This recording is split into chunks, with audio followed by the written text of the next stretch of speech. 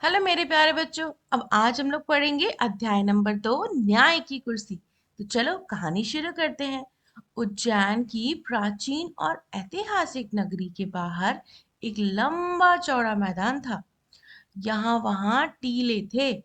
एक दिन लड़कों का एक झुंड वहाँ खेल रहा था। एक लड़का कूदता फांदता एक टीले पर चढ़ गया। टीले मतलब छोटे बच्चों, एक छोटा सा पहाड़ जैसा, छोटा सा है ना, छोटी हाइट पे। अचानक वह ठोकर खाकर गिर पड़ा। उसने इधर उधर देखा किस चीज से ठोकर लगी है। उसको एक बड़े चिकने पत्थर के अलावा और कुछ नहीं दिखा। वह उठकर गया और अपने मित्रों को बुलाकर वह शिला दिखाई। जो पत्थर था ना बड़ा सा, उसको दिखाया। फिर शान से उस पर बैठकर बोला, यह सिंहासन है मेरा, मैं राजा हूँ और तुम सब मेरे दरबारी। तुम अपनी अपनी फरियाद लेकर आओ, फिर मैं उसका फैसला करूंगा। आराम से बैठ गया। देखो इस छोटे से पत्थर के, विशाल पत्थर पर वो बैठा हुआ है और वो अपने आप को राजा बनाकर बैठ गया है। दूसरे बच्चों को भी यह खेल बहुत पसंद आया। वे एक एक करके आते और कोई काल्पनिक फरियाद सुनाते। फिर गवाह बुलाए जाते, उनकी गवाही ली जाती। उसके बाद राजा बना हुआ जो लड़का था वो उनसे सवाल करता और फैसला बताता। सबको मजा आने लगा। ऐसे हम लोग खेलते हैं ना, कुछ इमेजिन करके सब कोई खेलते हैं। तो वैसे ही वो लोग काल्पनिक कहानी बताते और फिर राजा उनको फैसला सुनाता। इस खेल में उनको इतना आनंद आया कि वे रोज ही यह खेल खेलने लगे।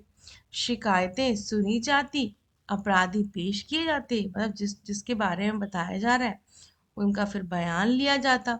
फिर शिला पर बैठा हुआ लड़का अपना फैसला सुनाता। ये अब डेली ये लोग का गेम होने लगा। सबको मजा भी आने लगा, सारे बच्चे को। बात इधर उधर फैलने लगी। लोग लड़के की न्याय बुद्धि की चर्चा करने लगे और कहने लगे कि अवश्य ही उस लड़के में कोई दैविक शक्ति है, मतलब उसके पास कोई भगवान की पावर है, इसलिए वो इतने अच्छे से सबको न्याय देता है। एक दो दिन एक दिन में दो किसानों के बीच जमीन को लेकर झगड़ा हो गया। ठीक है, झगड़ा उठ खड़ा हुआ। मामला गंभीर था। टीले वाले लड़के की इतनी चर्चा थी कि वे राजा के दरबार में जाने के बजाय उसी के पास गए और उसको अपने झगड़े के बारे में बताया। लड़के ने बड़ी गंभीरता से दोनों किसानों के बयान सुने। हाँ भाई, न्याय देने के लिए पहले हमें ध्यान से सुनना तो पड़ेगा, हुआ क्या था। उसके बाद उसने जो फैसला दिया उसे सुनकर वे दंग दंग रह गए। उस दिन के बाद से तो नगर के सभी लोग अपनी फरियाद लेकर उसी के पास आने लगे। मतलब सबको लगा कि यही लड़का सबसे अच्छा से न्याय कर देता है। राजा के दरबार में कोई जाता न था और ऐसा कभी नहीं हुआ था लड़के के फैसले से उन्हें संतोष न हुआ हो। मतलब वो हमेशा ऐसा न्याय करता था कि दोनों जो टीम थी, एक अगेंस्ट और एक फेवर वाली, दोनों के बीच दोनों संतुष्ट हो जाते थे उसकी बातों से। धीरे धीरे यह बात राजा राजा तक पहुंची। राजा को बड़ा क्रोध आया। अरे ये कौन है जो राजा बन के बैठा हुआ है। उसने गरज कर कहा, उस छोकरे की यह मजाल, अपने को मुझसे अच्छा न्याय करता समझा। मैं इन किस्सों पर विश्वास नहीं करता, मैं खुद जाकर देखूंगा। राजा बोला कि अरे ऐसे कैसे कोई राजा की तरह न्याय कर रहा है, मुझे जानना चाहिए। तो बोलता ठीक है। ऐसा कहकर राजा अपने लाव लश्कर के साथ उस मैदान में पहुंचा जहां लड़का अपना प्रिय खेल खेल रहा था। राजा बहुत देर तक उसके खेल को देखता रहा। आश्चर्यचकित भी हुआ, वह स्तंभित रह गया। स्तंभित मतलब बच्चों आश्चर्य रह गया। उसने अपने मंत्री से कहा, लड़का तो सचमुच बहुत बुद्धिमान है। इतनी छोटी उम्र में इतनी बुद्धि होना आश्चर्य की बात है। इसकी न्याय बुद्धि के आगे तो बड़े बड़ों को लोहा मानना पड़ेगा। उसी समय किसी ने राजा को बताया, लेकिन महाराज यह तो रोज वाला लड़का नहीं है, वह बीमार हो गया है। इस कारण कोई नया ही लड़का टीले पर बैठा है। यह तो और भी सरप्राइज है ना, आश्चर्य की बात है कि हो ना हो पत्थर की इस कुर्सी में ही कोई चमत्कार है। मैं इसकी जांच कराऊंगा। उसने कहा कि हो सकता है कुर्सी में कोई जादू हो कि ये सारे लड़के इतने अच्छे न्यायकर्ता बन जा रहे हैं। राजा का इशारा पाते ही उस स्थान को खोदकर पत्थर को बाहर निकाल लिया गया। राजा ने देखा वह पत्थर नहीं, बहुत ही सुंदर सिंहासन था। उस पर बहुत बारीक और खूबसूरत मूर्तियां खुदाई हुई थी। मतलब उसके जो डिजाइन बने हुए थे, देखो यहाँ पर उसके हाथ पर बने हैं ना छोटे छोटे, यहाँ पर तो बहुत सुंदर सिंहासन था। उसके चारों पायों पर चार देवदूतों की मूर्तियां बनी हुई थी और चारों ओर खबर फैल गई। बात ही बात में वहां अच्छी खासी भीड़ जमा हो गई। सब देखने आ गई, इतनी खूबसूरत सिंहासन कहाँ से आया है। फिर लोगों ने बताया कि वह कोई ऐसा वैसा सिंहासन नहीं था, सदियों पुराना राजा विक्रमादित्य का सिंहासन था। राजा विक्रमादित्य अपने न्याय और विवेक के लिए बहुत प्रसिद्ध थे। राजा ने आज्ञा दी कि सिंहासन को ले जाकर दरबार में रख दिया जाए। उसने कहा, मैं इस पर बैठ के अपनी प्रजा की फरियाद सुनूंगा और उनका फैसला करूंगा। अगले दिन दरबार में आया और सीधे उस सिंहासन की ओर बैठा। वह उस पर बैठने ही वाला था कि किसी की आवाज आई, ठहरो। राजा ने रुककर चारों ओर देखा, कोई नजर नहीं आया। वह फिर सिंहासन की ओर बढ़ा, फिर इसी प्रकार आवाज आई, ठहरो। इस बार राजा ने आश्चर्य से देखा कि सिंहासन की एक पाए की एक मूर्ति बोल रही है।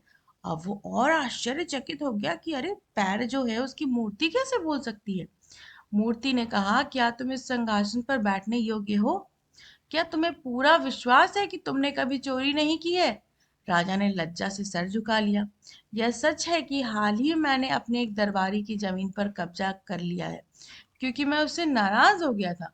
तब तो तुम इस ओ योग्य ही नहीं हो, मूर्ति बोलती है। तुमको 3 दिन तक प्रायश्चित करना होगा। यह कहकर मूर्ति अपने पंख फैलाकर आकाश में उड़ गई। ओह! और कुर्सी भी उड़ गया।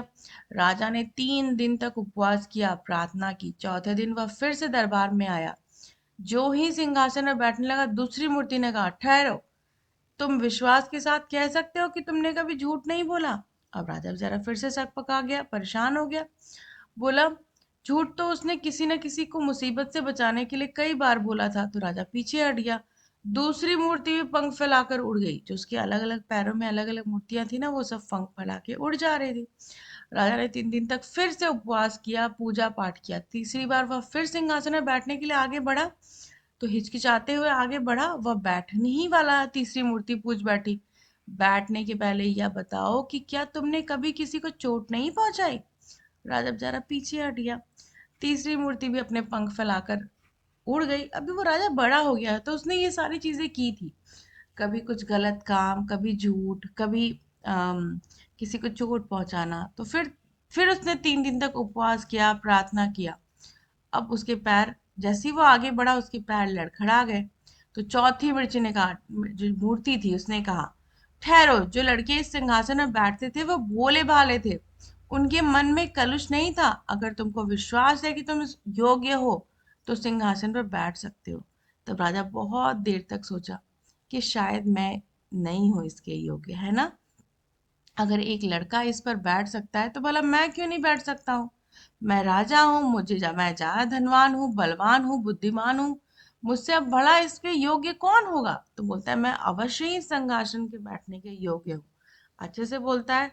यह कहकर राजा जैसे ही उसकी ओर बढ़ता है, लेकिन उसी समय चौथी मूर्ति पंख फैलाती है और सिंहासन के साथ ही आसमान में उड़ जाती है। प्यारी सी कहानी है, लीलावती भागवत द्वारा लिखी हुई है बच्चों। तो इससे क्या समझ में आया कि जैसे जैसे हम बड़े होते जाते हैं, हम कुछ ना कुछ गलतियां करते जाते हैं। और छोटे बच्चे मासूम होते हैं, अच्छे होते हैं, पर हमें कोशिश करनी चाहिए कि हम कुछ गलती ना करें। ठीक है बच्चों। तो आओ बच्चों, इस कहानी का सारांश देखते हैं। न्याय की कुर्सी की कहानी। उज्जैन के पास एक मैदान में खेलते बच्चों की बात है। एक दिन एक बच्चा उस टीले और रखे पत्थर, जो बाद में सिंहासन बन जाता है, ऑब्वियस जब राजा उसको खोद कर निकालता है, तो उस पर बैठ जाता है और अच्छे अच्छे सबके बहुत बड़ी बड़ी परेशानियों को न्याय से अच्छे से हल कर देता है। तो जब यह बात राजा को पता चलती है तो वह स्वयं देखने जाता है। लड़की की बुद्धिमानी देखकर चकित रह जाता है। उसको पता चलता है कि इस पत्थर पर बैठा है, वह तो रियल में राजा विक्रमादित्य का सिंहासन था। बहुत अच्छे राजा थे बच्चों वो, बहुत प्रजा को बहुत प्यार करते थे, अच्छे से रखते थे। तो फिर वो सोचता है कि चलो मैं बैठती हूँ। तो वो सारी, जो उसके सिंहासन के पैरों में ना 4 मूर्तियां लगी होती हैं, वह एक एक करके उससे पूछती हैं क्या उसने कभी चोरी नहीं की, झूठ नहीं बोला, किसी का नुकसान नहीं पहुंचाया। लेकिन हर इन सवालों में वो फंस जाता है, सफल ही नहीं हो पाता और हर बार पीछे हट जाता है। और एक एक करके सारी मूर्तियां सिंहासन लेके आखिर में उड़ जाती हैं। तो इस कहानी से हमें क्या सीख मिली? सच्चा न्याय वही कर सकता है जिसका मन साफ हो, निष्पक्ष हो और उसने कभी गलत नहीं किया। ठीक है बच्चों, चलो और कुछ कठिन शब्द देखते हैं। जैसे टीला, टीला मतलब मिट्टी का छोटा सा पहाड़। शिला मतलब बड़े पत्थर। फरियाद मतलब शिकायत। गवाही मतलब सच बताना। न्याय बुद्धि मतलब सही गलत को समझने की क्षमता। दरबार मतलब राजा की सभा। स्तंभित मतलब हैरान हो जाना, आश्चर्य हो जाना। चमत्कार मतलब आश्चर्यजनक घटना। मूर्ति इस प्रतिमा, ठीक है। विवेक सही निर्णय लेने की समझ। प्रजा मतलब राज्य के लोग। लज्जा मतलब शर्म।